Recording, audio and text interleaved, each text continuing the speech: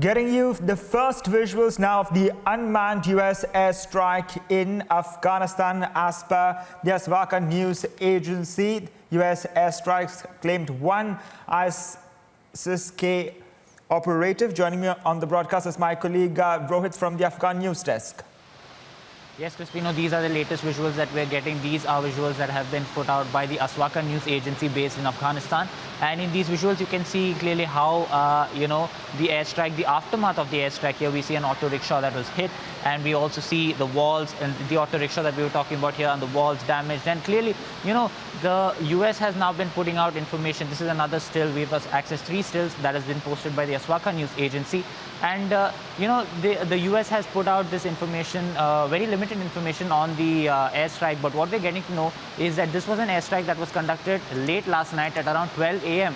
Local time, Afghanistan time, where they targeted an ISIS-K member, a member of ISIS Khorasan province, who is said to be behind the planning of several attacks against the United States.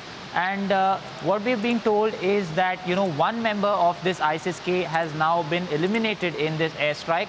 We're also being told that no civilian casualties have been reported in this airstrike. And also what we're being told is that the US President Joe Biden personally, the US President Joe Biden was aware of this attack, and he himself gave the nod for this attack, and it was also ordered by the Defense Secretary Lloyd Austin. And we're getting to know, as I said, that no civilians have been injured, but one ISIS-K member has been killed in this attack. Yes, Roger, also joining me on the broadcast is Brigadier Anil Gupta. Brigadier Anil Gupta, the first visuals you're putting across to our viewers of the US airstrike against ISIS-K. We're given to understand that one operative of ISIS-K has been eliminated as per the statement put out by the US Central Command. Brigadier, how do you view the entire counter-terrorism operations of the United States in Afghanistan in the aftermath of the Kabul blast? Good morning, Crispino. The fact is that Joe Biden has finally walked the talk. He said immediately after the attacks that he will track out and kill the perpetrators of this heinous attack on the Kabul airport. And he has literally done that, and within 24 hours. It's a big achievement. But more important than that is that it gives a signal that USA may have left Afghanistan, but they have not abandoned Afghanistan or abandoned its war on terror. As far as war on terror is concerned, I think USA is still committed to that. And this attack on the ISIS-K leader who was involved in the planning of the Kabul airport attacks is a clear indication of that. Another thing which must be noted is that the intelligence system of the Americans is still intact. That's another good news. Because if you recall, even when the airport strike took place, or the suicidal attack on the airport took place, in the morning, the US and the European Union had told their citizens not to come near the airport because there was likelihood of a strike. So all this indicates that the intelligence network of the United States is still intact, with a good sign, because as and when needed, the Americans can again step in if the situation goes out of control in Afghanistan. Brigadier Anil Gupta, you have stated that United States President Joe Biden has stepped up and he has delivered his promise in targeting the ISIS-K. But if you look at the entire modus operandi of the ISIS-K in Afghanistan, now they do originate, many members of them do originate from Pakistan. And we're looking at a Pakistan link as well, and how they, many of them were ex-fighters of the Taliban. They're against the Taliban. And the entire fallout after the fall of the Islamic Caliphate. Crispino, I fully agree with you, and I concur with you. I am of the same view that there is no need to compartmentalize the terrorist groups. All are same. The ultimate aim is an Islamic state. Both Taliban want that, even the ISK want that. And both of them, to my mind, are creation of the ISI of Pakistan. So therefore, the remote control lies with Pakistan. Whatever is happening in Afghanistan is being planned in Pakistan. Pakistan is fully responsible for all the bloodshed and all the destruction and deathbed which is going on in Afghanistan. America has to realize it. I know America knows it, but they're ignoring it. They have to realize the fact that if they want peace to prevail in Afghanistan, if they want that the motive with the left Afghanistan is fulfilled, they will have to tackle Pakistan. First the USSR, then the United States, and now we're looking at the resurgence of the Taliban once again in Afghanistan as they tighten their grip on the entire country in wake of resistance to their regime after US pull out from Afghanistan. We're looking at a very tense situation right now, and also we're looking at many statements put out by the United States that they don't have any option but to coordinate with the Taliban at this point of time because they control large parts of Afghanistan in their bid to evacuate its citizens from that airport. We're looking at 3 days, just 3 days more until all the citizens or that mission ends from the United States side. How do you view the security situation right now at the Afghan airport in the aftermath of the blast? Because as you rightly pointed out, the United States has issued an advisory to all its citizens to stay away from the gates. You see, you must understand the U.S. compulsion also. A large number of U.S. citizens are still in Afghanistan. They have to evacuate them, and they know that they cannot take the Taliban head-on.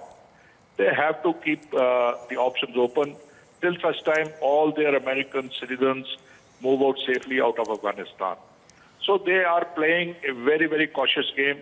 They are treading on a very, very thin edge. So I think that is need of the hour also. But as far as the Kabul airport is concerned, it is the easiest target. Right. The softest target, because everybody is beelining for the airport. Not only the foreigners, even the locals, Afghanis who have suffered under the regime of Taliban, and those Afghanis who have seen what freedom means, they are not willing to stay back in Afghanistan. They want to leave Afghanistan at any cost. And when the place is crowded, it becomes the ideal target for bombing or of any terror attack. So therefore, the entire scenario is very fluid. We have to keep waiting and watching, but at the same time, be very, very careful because the ISIS-K or Taliban, any one of them will strike again. Thank you, Mr. Brigadier Anil Gupta, for joining us this morning on the broadcast. We also have with us Major General Aswini Suvaj joining us as well. Good morning to you, sir. We're putting out visuals of the unmanned US airstrike in Afghanistan. As per the Aswaka news agency, reports coming in that one ISIS-K member has been eliminated by the US airstrike. Your first comments? Absolutely, Kaise. As far as the US is concerned, they had no choice. When Joe Biden has announced it, that we will not forgive, we will trace and track, and will punish the people who have committed it. So they have no choice. They have to go after Islamic State, Khorasan. But it is also known that they had centuries and hideouts in Afghanistan. And Taliban has been always fooling and telling they are not giving any space to this international terrorists. But it is known fact that Al-Qaeda and Islamic State, Khorasan, is having quite a bit hold in Afghanistan. My point is that in case this input was credible to the Americans that the Islamic State Khorasan is going to strike in Kabul airport, and they knew their location, then why didn't they get the preemptive strike? They should have done it. They have first let this action take place wherein more than 100 civilians have died and almost about a dozen of American soldiers have sacrificed their life. Why did they allow that? They should have done a preemptive strike. Now they are claiming that by unarmed drones, they are able to strike on the planner of this operation. That could have been done preemptively. But suddenly now America doesn't have much choice. They will make more strikes. The B-52 bomber, F-18 have been already taken over from Guam. They are got 2 aircraft carrier waiting in Arabian Sea. So they will strike back. They have no choice. They have to show to the world that they can react. Otherwise, they have been defensive. And the way the Americans have conducted themselves in last about 2 months in Afghanistan does not speak too high of being a superpower. They have planned and executed the withdrawal in a very poor and unprofessional manner. And that has given the chance to, organization like Islamic State, Khorasan, and also Taliban to strike. Now, my another thing is there is another possibility of Islamic State Khorasan striking back in Kabul airport, because that's a very viable target. That's a very lucrative target. American and other forces are vulnerable. Now that point has to be also factored in before 31st August. Anytime Islamic State Khorasan as well as Al Qaeda can strike, Taliban will not. Taliban will ensure that it doesn't take place, because Taliban don't stand to gain by that. Taliban want to form a government after 31st August, mainly inclusive. So it is in their interest that it doesn't happen. But a war, my point is, after 31st August, it will be a civil war type situation. There are a number of actors and players which are now operating in Afghanistan. It is not only Taliban, it is Islamic State Khorasan, it is Al Qaeda, it is also Northern Alliance in Ponce. So it will be a very fluid situation, and it will bring instability in not only in Afghanistan and in the complete region, and India has to be also careful. Absolutely. Well, all these terror groups have their roots in Pakistan. You know, how do you view Joe Biden's comments? Has he walked the talk these past 20 years, especially in the aftermath of the Kabul blast?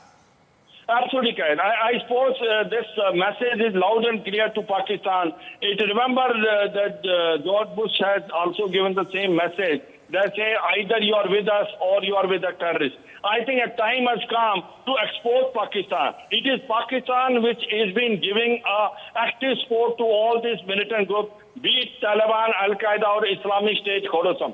It is the hideouts are not only in Afghanistan; it is also in Pak border. The hideouts of Islamic State Khorasan are there, and they were being held by Pakistan. So ISI is now one-to-one with them. So the point today is Pakistan must be exposed. Pressure must be put on Pakistan to not to support them. And unless America does not come with a might and force, they will find it the other country taking them for right. Remember what has happened as far as America is concerned. They are leaving 3 to 4 lakh modern weapons in the hand of Taliban. What will happen thereafter once they have gone? They have the best of the Air Force, which is left with 170 aircraft, with 27 Black Hawk Raptor, which are not even with that too. So there is a problem, there is an instability which is going to come. But yes, today Pakistan is a part of a problem, not a part of solution. And that must be told very clearly. If the US wants some sort of semblance of security before moving out by 31st August, they must put pressure on Pakistan, ISI and Pakistan Army, because they are the architect of the violence. Major General A.K. Siraj, thank you for joining us this morning. We continue to track all the latest developments in Afghanistan.